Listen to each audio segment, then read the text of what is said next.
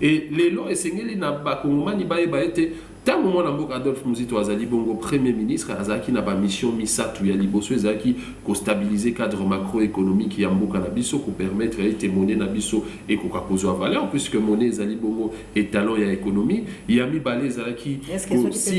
ko sisa likambo ya guerre na est ya mboka na biso pambate c'est sous Adolphe Muzito que M23 ezalaki bongo éradiqué pe ezalaki ya ko renforcer autorité de l'État pe ko promouvoir émergence to pe développement. Alors sur base de ces missions-là qui ont été assignées à ce gouvernement, Nebiso Tokoki ko jugé et tozali ko retenir ni nipe na bilan ya mona mboka Adolphe Muzito parce que wana ezali fierté na biso tolobela yango toujours pelelo na kati ya nouvelle élan lorsque tozali ko critiquer gestion ya mona mboka Félix Antoine Tshisekedi tozali ko suka na critique te mais tozali pe ko sala o to bengi politique alternative ko critiquer pe ko proposer ba piste et solution et ko zala bénéfique pour la population. Bilan on est allé ni tolobela yango toujours azali mutu oyo apesa ki valeur na mboka na biso parce que tango mwana mboka Adolphe Muzito akoti budget ya mboka na biso ezalaki bongo na 800 millions moins d'1 milliard de dollars pour une population oyo ezalaki ko avoisiner les 65 millions d'habitants à cette époque-là si je ne m'abuse pas.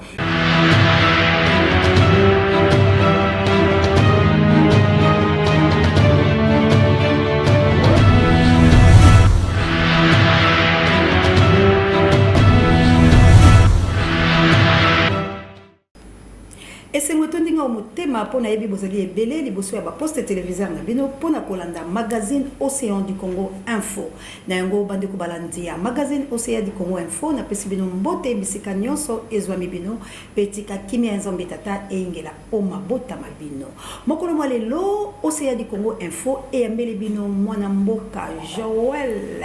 Lopez azali bongo moko ya mokambi ya ba jeune na kati ya nouvelle élan to kosola na ye maimatali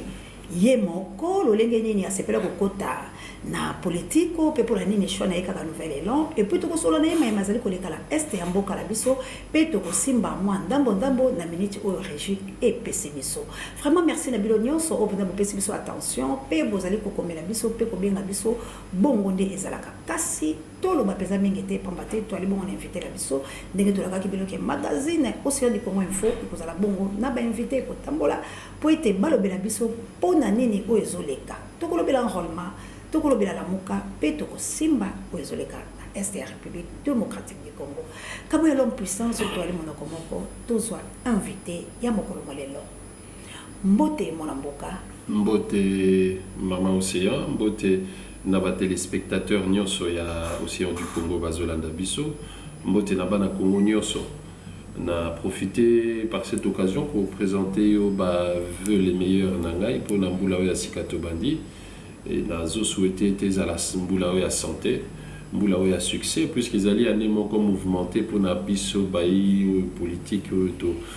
zali engagé bambaté tous ay ko bunda pour na obtenir pour na peuple ba élection ya malamu le lenge ba leader na biso ba s'engager na kati ya lutte ya résistance ya lingomba la muka alors na ko loba mingi te mais refeu na ba congolais nyonso bazai ko la na biso na bilenge ya nouvel élan oyo bazolanda biso na Congo mobimba matondo merve pe yako na bato nyonso oyo bakufi pambate lobi pe na kochuru na affrontement ya M23 FARDC bato pe bakufaki pe bazokontinue kokima kasi ya moto kotala mama ya likambo wana tolingi nano bato badécouvrir yo ozali Joël oyo biso to annoncé déjà invité la biso kasi pona nini politiko pona nini pe nouvel élan. Merci ndenge o présenter kinga na ebandi nazali bongo biso to bengaka to mi bengaka ba camarade dans le cadre de la lutte autochtone nazali camarade Joël Yoloko Lopez wazali coordonnateur national ya Ligue des jeunes ya Nouvel Élan nazali pe bongo na kati ya lingomba la muka moko ya ba porte-parole ya présidium pe nazali cadre na kati ya parti politique ya mwana mboka Adolphe Muzito azali bongo ancien premier ministre na mboka na biso alors motuna na yo ezalaki pona nini Nouvel Élan moni mama Océan biso tozali bilenge et que tozali na ba référentiel gouvernemental misato sur le plan de l'élection, ce qui tomeki kozonga par rapport à 3 cycles électoraux et pas yoapi biso ba jeune toko qui s'identifier les ali bongo ba élection à 2006, 2011, 2018 et pas yoapi toko ki koloba ete tozala ki na mwa lisu kotala lolenge nini politique ya mboka na biso ezaki kokende pe lolenge nini ba vie sociale to pe ba conditions sociales tozaki ko évoluer nango ezaki ndenge nini. Alors toponaki nouvel élan d'abord premièrement par rapport à la dimension oyo leader nango azali sur le plan politique na mboka oyo pambate Adolphe Muzito azali le seul premier ministre oyo aménagé qui vraiment ba effort naie ou atalisa qui combien azali redevable vis-à-vis à peuple la katia gestion gouvernementale ta wazala qui premier ministre pe na simana yango kotala lolenge ni société na biso ezali ko régresser toloba qui était soki esengeli na biso en plus il y a faiblesse il y a société civile na biso ezali composé na ba mouvement ba ONG ba église ezali ko zala vraiment rapport de force T alors que bazali ko constituer bon masse critique ezali important pour l'émergence ya mboka oyo esengeli na biso to migrer na politique pambate ezali na adage moko elobaka ete soki occupé politique te politique ndeko occupé donc esengeli ki na biso ko évaluer d'abord parti politique nini o tokoki kota parti politique qui n'est pas iwapi tokoki ko évoluer librement et pas iwapi ba ko étouffer ba ambition to pe ba idée na biso ezala ki bon nouvel élan du fait que Adolphe Muzito azali Moutou Azali comprimé d'abord dialogue à travers, c'est par là que nous nous sommes identifiés à lui, à travers dialogue vertical, université populaire, et pas Iwapi adressa qui cadre des changements entre Bato Bazali Kokamba société, Pe Bakambi, ou Bazali constituer société, Wana Otobengi Bongo peuple. Et le fait que Azala qui ouvert n'a pas de discussion pour n'akoyer idée à Bagène, perception n'igno sur la manière à laquelle Mboka Nabiso Ezali géré, et ça là qui était tous à la Bongo PDPN. Il y a leader Rwanda. Donc, en gros, en quelques mots, Ezali proximité au Azala Kanango, la population congolaise. Et du fait que Azali qu'on reconnaître Bisso ba jeune, puisque Tozali qu'on constituer majorité à la population d'Abisso, c'est une fierté pour nous d'avoir un homme politique de son rang qui est toujours à l'écoute des jeunes et qui permet à ce que Congo et lobby et Zalaïlo comment concevoir de commun accord ensemble lié la qualité d'un dirigeant pe na ba expérience ou Azali na gestion en boka oyo Bisso pe ba jeune par rapport à la réalité na Bisso Tozali ko vivre na cité lelo zali komona lelo phénomène de kuluna lelo zali komona incidence ya pauvreté na biso ezali évalué à plus de 80% ezali similaire na taux ya chômage ya ba jeune donc vous avez komona to lobby était enseigné na biso tozana leader o pa yo pitoko kangama oyo ako former biso oyo ako ndima to tambola elongo yango wana ezali ko motiver choix na biso na nouvelle là pe komona lelo surtout ba jeune de partout bazali ko s'adhérer massivement na parti politique oyo pamba na kobanga te bazali ko s'adhérer à solo na kozong solo maloba mais kasi kobanga ezali te na maso oyo mona mboka Adolphe Muzito bakizaka ye ki azalaki premier ministre M23 oyo kotaki peka à l'époque na ye bazwaka bunagana kaka ye bazalaki ba mo rebelle makamano so wana banisaki bino te mais botelaki kaka mo maele na ye mais na mo ye moko nyungu be makebele bele ko yiba bambongo tout ça wana banisaki non wana ezali ba spéculation ndenge ezalaka toujours les lots qui tomeki kozonga parce que maman océan il faut qu'on ait été biso toko juger toko sanctionner ba politique positivement comme négativement sur base ya ozaki gestion en boka na bango et les lots qui esengeli na biso ba congolais toko ko sanctionner moi na mboka Félix Antoine Tshisekedi toko sanctionner sur base ya ba promesse de campagne à salaki biso pe lo lenge nini o ya kumbi mboka pe les lots qui biso to lobito sanctionner moi na mboka Adolphe Muzito de manière positive comme de manière négative toko sanctionner sur base ya bilan na ye tango azalaki bongo chef du gouvernement et les lots esengeli na ba kongomani ba été tant moment na mboka Adolphe Muzito azali bongo premier ministre azaki na ba mission misatu ya liboso ezaki ko stabiliser cadre macroéconomique ya mboka na biso ko permettre ete monnaie na biso et ko kakozo valeur puisque monnaie ezali bongo étalon ya économie ya mibale ezalaki ko sisa likambu ya guerre na est ya mboka na biso pambate c'est sous Adolphe Muzito que M23 ezalaki bongo éradiqué pe ezalaki ya ko renforcer autorité de l'état pe ko promouvoir émergence to pe développement alors sur base de 7 de ces missions-là qui ont été assignées à ce gouvernement, Ndebiso Tokoki ko jugé. Et Tozali ko retenir ni nipe. Na bilan ya mon amboka Adolphe Muzito parce que wana ezali fierté na biso tolobelaka yango toujours pelelo na kati ya nouvelle elo lorsque Tozali ko critiquer gestion ya mon amboka Félix Antoine Tshisekedi, Tozali ko suka na critique te mais Tozali pe ko sala o to bengi politique alternative ko critiquer pe ko proposer ba piste et solution et kozala bénéfique pour la population. Pe bilan wana ezali nini tolobelaka yango toujours azali mutu oyo apesa ki valeur na mboka na biso parce que tango mwana mboka Adolphe Muzito akoti budget ya mboka na biso ezalaki bongo na 800 millions, moins d'1 milliard de dollars pour une population oyo ezalaki ko avoisiner les 65 millions d'habitants à cette époque-là si je ne m'abuse pas. Et hier a aménagé qui ba effort na ye avec une production minière puisque économie ya mboka na biso tolobaka na lopoto ezali monoproductive du fait que ezali essentiellement tourné sur les mines. Vous savez comment on a et production minière sous Adolphe Muzito ezalaki bongo à la hauteur il y a 300 000 tonnes mais esengela ki na ye ko mobiliser mbongo. Tango a mobilisé mon solo, alongoli budget na biso na 800 millions, na 3 milliards 600 millions de dollars en 3 ans et 6 mois de gestion. Mais puisque budget pèse à la kabongo équilibre et à bas recette, et à bas dépenses, et là vous avez comme on a battu à union sacrée, basé ko beta tolo ke basé ko mobiliser bon. Mais mon solo wana basé ko ça na ngonini. Puisque tango bo collecter et sengeli na bino pe bobi misango et pas peuple. Yango ande otobengi na lopoto principe ya redevabilité et pas iwa pia za ki soumis. Puisque pouvoir na yeza qui émanation il y a peuple né soutena qui est dans le cadre de sa formation politique ou ezaki palou ou emema qui ekuna. Nde aloba qui était sengeli na biso potozala mboka lokola ba mboka misusu et sengeli na biso l'état existait. Et pour l'état exister sengeli na justice ezala vraiment réelle pe établie. Justice moko ekozala inféodité na pouvoir politique. Il y a liboso alobaki nini. Voilà théorie kaka. Non, ezali pratique. Wana ezali d'abord théorie, ezali o ezala qui élaboré na niveau ya ba parti politique parce que ba loi nyonso ezala ka élaboré na ba parti politique et utaka na cité et sengela ki ko améliorer ba conditions de vie ya ba Congolais. Alobaki ya liboso pour na ko permettre l'effectivité à état de droit. Et sengela ki na biso justice ezala équitable. Tant que vous avez que la justice est équitable, biso bana nouvelle et notre localité. A proposer. Mais Erazala qui premier ministre. Wana wazali ko sala tant wazali premier ministre. Ah ok. Zala qui recrutement d'abord il y a plus de 2000 magistrats. Bah recruter 2000 magistrats, ça veut dire que sur le marché de l'emploi, tu réduire taux wana chômage batu bazu misala. Mais tant que batu bazu misala lobby était puisque l'économie des alliés régir politique et sengeli na l'état za nambo quoi ko financer ba projet mususu et sengeli na zuzi azala nambo et sengeli na magistrat afuta mamalamu po mutwa ya ko corrompre été akuta ki le dernier de magistrat mama océan a salaire il y a $460. Mais tant que moi na mboka Adolphe Muzito azali ko kende 3 ans après atiki magistrat ya suka en plus d'avoir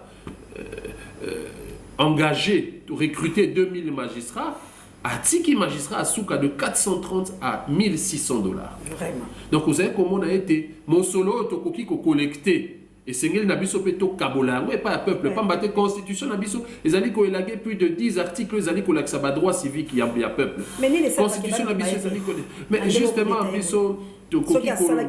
Tokoki kolobate que moi na mboka Adolphe Muzito azali ko bazali ko ndima ete parce que les loso qui se référé sur base ya combat oyo to sali en 5 ans na kati ya lingomba la muka pe combat oyo to bundi en tant que parti politique pour na ko critiquer pe ko proposer alternative politique yango et sali ete ba sondage Bercy rapport ya groupe d'études sur le Congo et sali ba grande université américaine et sali ete Adolphe Muzito azali le personnage politique le deuxième plus aimé na ba congolais pelelo conclusion il y a rapport il y a Eco News sur le sondage en termes de représentativité à ma parti politique les alliés Kotal ça exactement les alliés Kotal ça a été tous alliés le parti politique le mieux implanté sur l'ensemble du territoire national parce que Adolphe Muzito azali leader moko azali na vision moko nationale ya mboka parce que tant azali ko augmenter salaire il y a ba fonctionnaire il y a l'état tant azali ko augmenter salaire il y a ba magistrat pour na ko permettre effectivité à état de droit les alliés ko ça les sur l'ensemble du territoire national les alliés ko ça les makakate place à outil na province na ye vous savez comment là yango alobi na kati ya combat na biso tozali comme parti politique pour la conquête ya pouvoir plus tard et sengeli na biso to implanter parti na biso sur l'ensemble du territoire to kene na loja to zalawana to tia parti na biso to tonga siège to kutana na ba population kuna puisque élaboration offre politique na biso ezali vraiment ko reposer sur restitution ya ba terre au profit des communautés locales et sengeli na biso ko kende ko kutana na ba communauté locale wana et sengeli na biso ko kende ko pallier problème oyo batu ya loja bazali na yango problème au batu ya Kivu bazali na yango problème au batu ya Kisangani bazali na yango problème au biso pe bakino tozali na yango comme ça to tia yango ensemble to kwa kosala o to bengi projet de société offre politique o to ko pesa peuple o to ko sala ngona ye po lobby peuple wana kwa komema biso na bokonzi donc to koki koloba ete nouvel élan lelo ezali ce parti politique o na se considéra un peu de l'opposition du fait que nous avons non seulement critiqué la gestion chaotique de ce pays, mais nous avons aussi proposé, nous avons été porteurs d'une politique alternative. Kota la lolengeni toroki kobongisa quotidien ya peuple congolais. Maintenant mon amboka na banzi bolandi pona nini hier pona ki nouvel élan bolandi pe nini ya lobby o na bato balobaka ke mon amboka Adolphe Muzitu azalaki premier ministre passe azalaki bakamboka sibotali mingi ba kolela ye pe bomonaki na mikolo milekaki onje moko ya monene lisanga na bango nyonso bayebaki kopimisa ye moto ya babale pe balobaki ba congolais balingi mingi kasi wana tokosola ngona mikolo ezali koya tokotana na yo moko mwana mboka outaki bongo vraiment ko sensibiliser ko mobiliser ko bala ba peuple congolais ba s'enrôler opesaki message moko ya motuya enrôlement yango lelo tokomona eloko penza et ko salamate sur le terrain et puis ce que totali par rapport ya mapona mais ko le Congo tokomona lokola ke mwana mboka Antoine Tshilombo a eu déjà 64% na ndenge ba ko sala ba sondage bosiko bino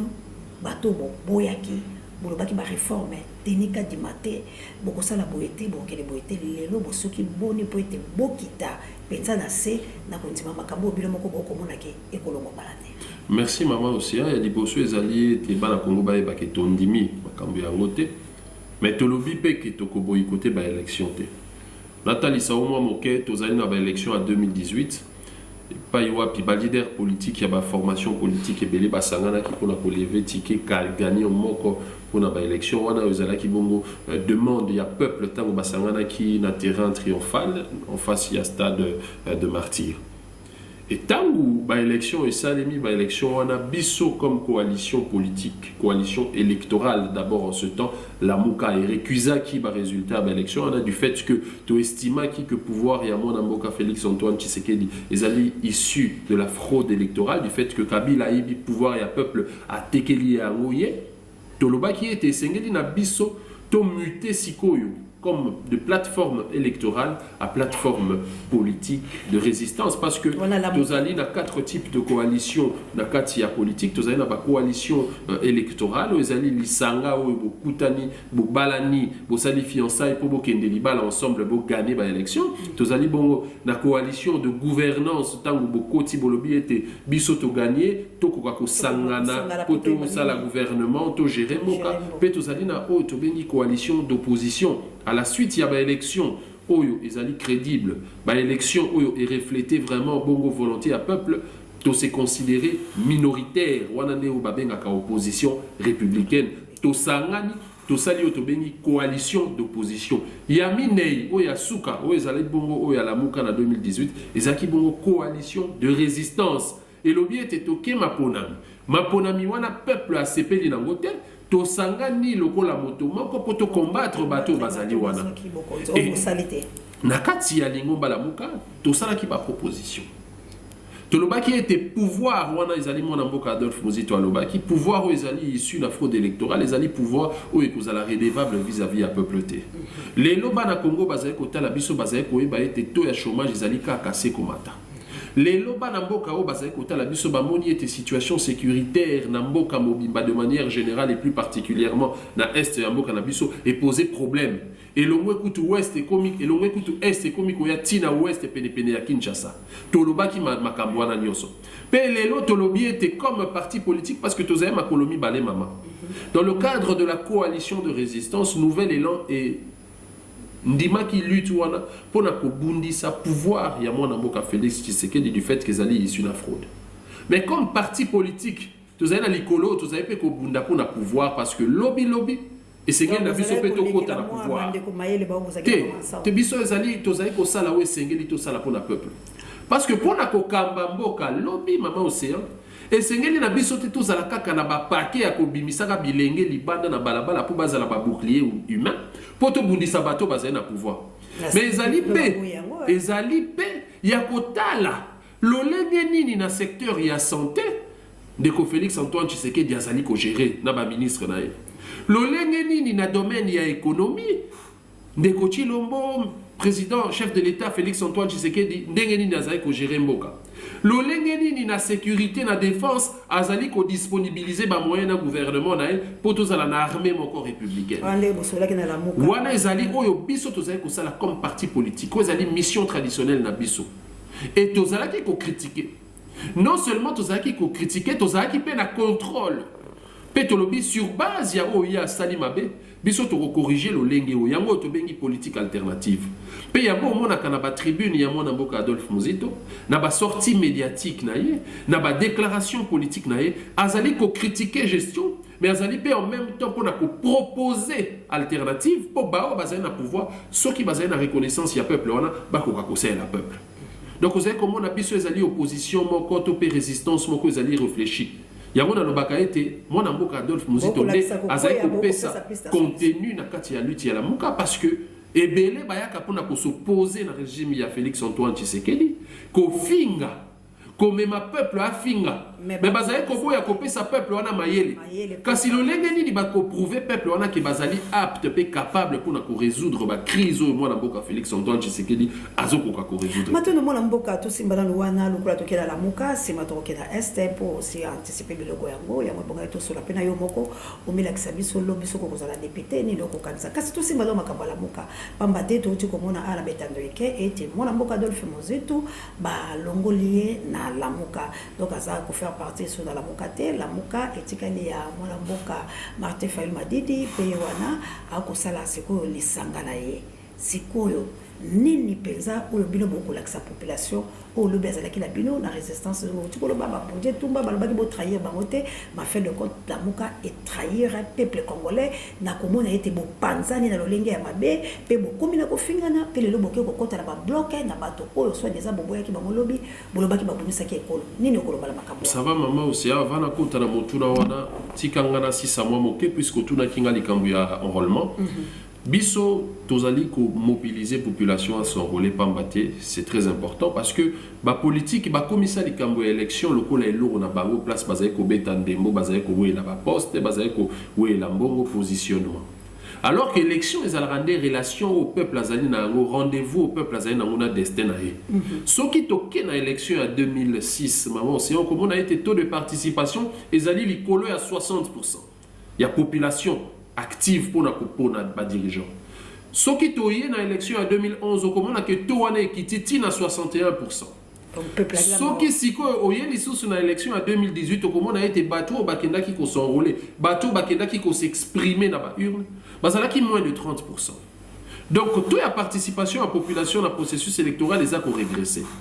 Et vous allez comment na que ceux qui te lobby et témoin na mboka Félix Antoine Tshisekedi azaki bongo voter et kazali légitime azo tirer légitimité naé dans une minorité à population pambate bateau bakenda ki koponaé bazali inférieur et que majorité à muneno esengela ki ko élire président bazali ko kiper lisusu makambo élection té donc désaffection moko ekoti du fait que bato ango tango bakota kana ba institution tango bazwa ka pouvoir basa ila rabiso peuple té yango moni biso tozali ko sensibiliser bilenge makasi potozo possibilité ya kozwa ba carte d'électeur tous à la peine la possibilité à sanctionner positivement comme négativement bato oyo ba gera ki mboka na 5 ans oyo vous savez comment na lelo na ba cité ba député ba proposa ba loi mon côté mais lelo ba komi na ba cité na biso kotiela ka biso ba mwinda na ba tunnel kotiela ka biso ba mwinda na ba avenue ba zui mon solo ya peuple ti 5 ans ba proposer loi té ba influencer té na assemblée nationale et pas iwapi ba sengela ki kosala ba zo ya kosaka na peuple ya ko biso to lobi ba na Congo ba zo ba carte d'électeur pour ba tata wana ba mama wana ba kosaki peuple tout oyo bakende bongo to renouveler pe classe politique wana ezali pe ba contrainte au biso lamuka tolobaki au biso nouvel élan comme formation politique to belela tolobaki ba contrainte ezali misato ya liboso ezalaki contrainte budgétaire parce que gouvernement tilelo atikala ko respecter plan de décaissement budgétaire pour le financement du processus électoral il y a mis balé ezali crise moko sécuritaire lelo est un mboka na biso ezali divisé na guerre lelo guerre ekoti na Kwamut guerre ekoti na ouest ya mboka na biso élection ezali droit moko devoir moko civique lolenge nini to belé mais sur le bimé belé na tango ya kadima koleka misolo ya malumalu koleka misolo ba belé ezali lokuta pamba te tolobaki était le fait il y a non financement ya ba élection et qu'on empêcher d'abord l'élection est la élection à qualité et zali peut remettre en cause crédibilité à processus électoral wana mobimba kota l'appel au lenge configuration à CENI et Salema présidence ya CENI secrétariat exécutif ya CENI et zali bateau bazali apparenté au bazali na balien na UDPS et zali ko remettre en question ba élection alors que CENI et zali organe moko technique ou ezana mission ko organiser ba élection et non organe moko politique. Donc, ma question à Nyonso, yango ezali pour remettre en cause crédibilité à processus électoral. Mais comme parti politique, le lobby était au Kende parce que ata bachen de ko ya Félix Antoine Tshisekedi na tête ya CENI wana tozali parti politique ou ezali ba preuve na yango au peuple congolais azali ko porter to ko Kende pe to ko zo ba carte électeur to ko sanctionner bango. Alors pour la répondre na motuna ou ya lamuka tozali ko continuer ces bongo na ba divergence mama océan et sengel na biso to ko sa peuple té. Vous avez komona tangu to sangana ki na kati ya lingomba la muka ezaki pona ko porter voix ya peuple, ko porter ba revendication à peuple, ko sala été ba élection o ekoya na 2023 ezala ba élection moko oyo eko garantir la majorité de la population ezala ba élection o eko permettre été vérité des urnes o ezali expression ya peuple eko ka triompher et lelo na kati ya lingomba la muka na bandi peuple azali suffisamment éclairé amoni lolenge nini Constance nini o Adolphe Muzito azali na yango kino lelo pona ko défendre ba intérêt ya peuple congolais pona ko proposer la manière à laquelle nous pouvons pallier na multiples crises ezali crise financière crise sécuritaire crise sociale azali ko sala ba proposition mais azali comme on a ba leader politique mususu bazali ko sanganaka en bloc pour ko revendiquer likambo ezali ya paternité à la muka alors que la muka comme organe ezali bongo géré na otobengi convention charte o ezali ko définir lolenge nini la muka esengeli ko tambola lolenge nini la muka ezali composé ma structure ni les alliés composé la muka de manière générale et les locaux on a un leader politique nengo lobby ko lobela likabwana de manière aussi fragile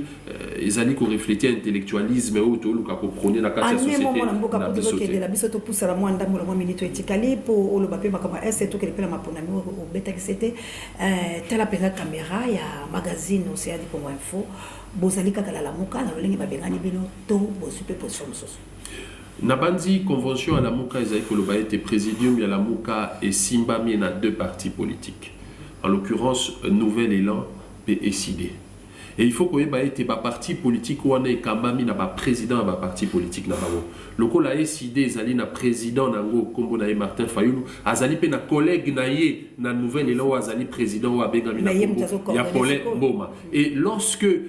président Martin Fayulu azali président SID a convoqué qui réunion ya présidium Nouvel Élan et répondant qui présent du fait que président statutaire il y a parti politique Nouvel Élan azali Monsieur Paul, camarade Paul Mboma, après s'est présenté qui n'a réunion, mais semble-t-il, le président Martin P. Ayamba qui était. Donc il y a ce complexe de supériorité où ils avaient même la carte. Maman Océan est-ce qu'il y a ligi kaka mona mboka Adolphe nde atelema na sika wana to aboyi président Paul ezali nini po te sali moisson ni pe mo déstabiliser tumba yango ba militant moko tozali ko militer pour nato zala beaucoup plus qualitatif que quantitatif parce que c'est la qualité qui pourrait faire bien les choses et je pense que la charte de la muka ngai personnellement nalingaka vraiment ko kokota na mozindo ya makambo wana te parce que ezali mwa soni omoni lamuka oyo bato bazali kokomisa yango fait moko privé bazali ko ignorer que lamuka ezali concept moko ya vouloir du changement bato bazali ko ignorer que lamuka on ezali volonté à peuple que lobby azala na misala bato bazali ko ignorer ezali volonté à peuple lobby qui met ekota na est mais tout na ba leader politique wana politique alternative nini o batali sa peuple pour na koloba ete bangonde bazali prêt pour na porter changement wana de quelle manière ba porter changement wana quelle politique publique ba rosala pour na peuple congolais lobi azomisa mais ozali comme on a été bazali kaka na ba guerre ya positionnement bazali ko luka kaka kibokondi bazali ko luka kaka pouvoir sans pour autant que prouver population lolenge nini na kati ya ba institution lobi so ki peuple apesi bango pouvoir ba ko rakopali situation ne biso comme nouvel élan parti politique tozali ko koba na kati ya élaboration à offre politique na biso o na lobela qui ezali ko beta c'était sur la restitution des terres au profit des communautés locales parce que moi na boka Adolphe Muzito alobi était mabele oyo l'état lelo en connivence na ba multinationale bazali ko exproprier peuple bazali ko zwa ba richesse ya peuple bazali ko salela yango pour na ba besoin primaire na bango alors que intérêt général ya population bazali ko kipete mabele wana avant que l'état existait à travers colonie avant que l'état à travers l'indépendance a existé comme institution mabele wana ezaki géré pas kolo mabele obiso lelo tobenga ka ba chef coutumier azali ko militer pour la révalorisation ya ba titre na biso koloba ete esengeli na l'état akoka ko restituer ba terre wana pour lobby likambo e comme en Afrique du Sud bien que bazali pays moko développé mais ba sud-africain bazali na mabele te parce que 90% ya ba terre sud-africaine ezali ko appartenir na mindele lelo bazali ko promouvoir ba entrepreneurs congolais te lelo bazali ko promouvoir ba entreprise congolaise te ozali ko mona ba chinois ozali ko mona ba libanais ozali ko mona ba indien bazali ko tongaka ba immeuble bazali ko sombaka ba mapango sur l'artère principale ya ville ya Kinshasa Kolongwa ville ti aéroport lobby mabele na biso to kozanga yango en plus du fait que to lobelaka ba mine o ezali bongo ba ressources moko non renouvelables lobby par rapport à ba évaluation et salemi à l'horizon 2040 katanga ekozala sous na cuivre te katanga ekozala sous na cobalt te lolenge nini bato bazali na pouvoir bazali ko tchaba politique publique pour co-industrialiser agriculture par exemple parce que tozali na ba terre à 90% ezali arable vous avez comment wana ezali ba question oyo biso bana nouvelle élan tozali ko traiter parce que lobiso ki esengeli na ngai nazala député esengeli na ngai nazala apte pe capable ya ko défendre ba intérêt ya ba population na biso to boyi ete ezala la muka ezali concept moko général oyo mwana mboka Adolphe Muzito azali ko nourrir na kati ya congolais nyonso à travers ba prise de position na à travers ba analyse na yango ete tolobi tobimisi pe population mingi te wana vous savez comment na ba jeune bazali ko longwa ka ba parti politique wana bazali ko ya na nouvelle élan parce que ezali école moko idéologique fondement idéologique na biso ezali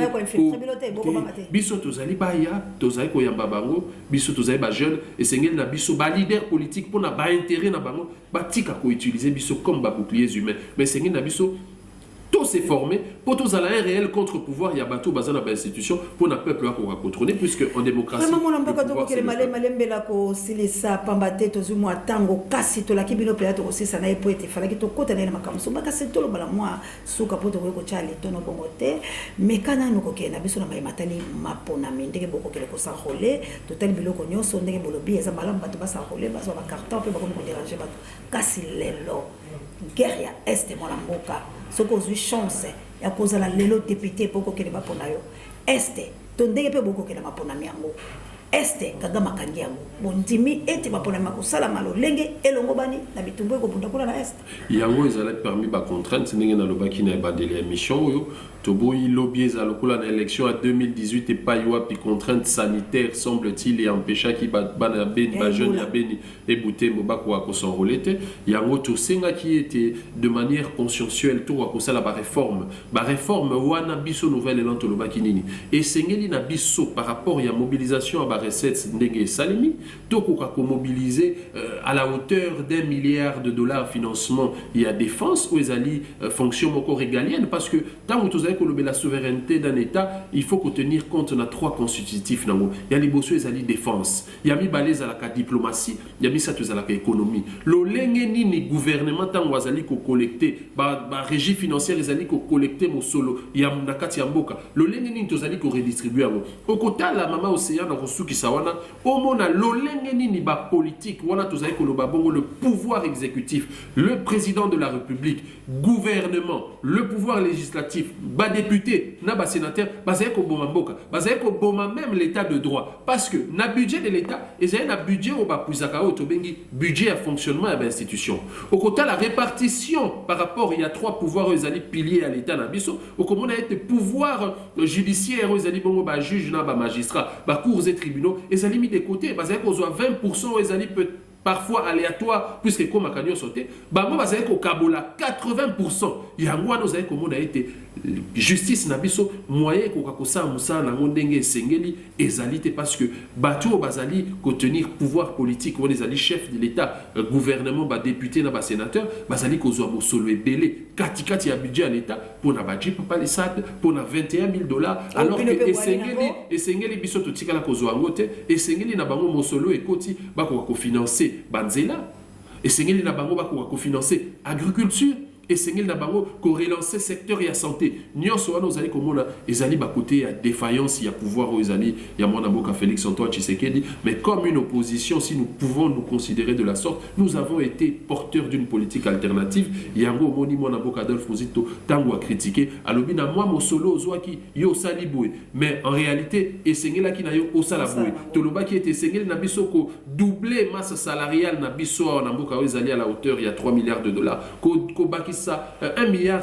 katikati nango pour la doubler salaire ya ba fonctionnaire ya ba l'état panier de la ménagère et qu'on va revivre tant wazala qui premier ministre yango peuple alobara toujours banda au Kenda dollar et mata pour na stabiliser social ya peuple père ko tirer aye profit na o etali ba richesse ya mboka. Merci mon mboka Lopez wala vraiment la bande to komina suka lokola lelo pensa bato baoganga balika koloba mingi me toyebike tokobongisa na yo na mikolo mezali koya kasi lokola tokomina suka Lopez candidat député il y a 2023 na décembre nini websa la population na motema vraiment ya patriotisme na lolingo bondimi bokena mapona me oyo malgré ndenge bosalaki biso avec ou sans bolité mais beaucoup na suka Félix Akalibino président de la République nenga baki pour l'opposition a pété enfin bondimi bokende bo accompagner ni le websa la population. Je pense que de manière officielle, na loba qui était que na candidat député, mais puisque tous alliés jeunesse et que Seigneur l'a bis autorisé, je pense que Yonde au Pessinga Goana, ici le plus important, les alliés à Koben la population, surtout Banamo parce que récemment, bis tous alliés partis politiques, tous alliés tout le temps sur les terrains, non pas pour na kotumba bapune, mais pour na koye bapé le lengeni administration au niveau municipal et ça les maka. Tu as qui ko découvrir que na lemba, tous alliés na population, ils alliés ko avoisiner les 400 000 habitants. Pour Bazali majeur seulement, autour de 360 000 habitants majeurs, mais vous savez comment on a été Pessibiso un mois enrôlement. Bureau de vote Pesali sous-évalué par rapport à la population. Quelle a si bandi. Donc ils allaient contrainte, mais vous savez qu'on s'est bilingue nyonso, il y a Lemba. Il y a Matete, il y a Ngaba, il y a la commune Nyonso ya ville ya Kinshasa de manière générale et plus particulièrement Moamba et Paiwa plutôt communauté na ba ninga Nyonso ya jeunesse ya nouvelle élan ba koka kozwa ba carte d'électeur na bango parce que wana ezali des tickets où ko permettre biso to koka ko sanctionner de manière positive comme de manière négative ce régime puisque tous allez ko enregistrer 5 ans 5 ans ezaki 5 ans moko mboka na biso ezaki exposé na guerre 5 ans oyo wapi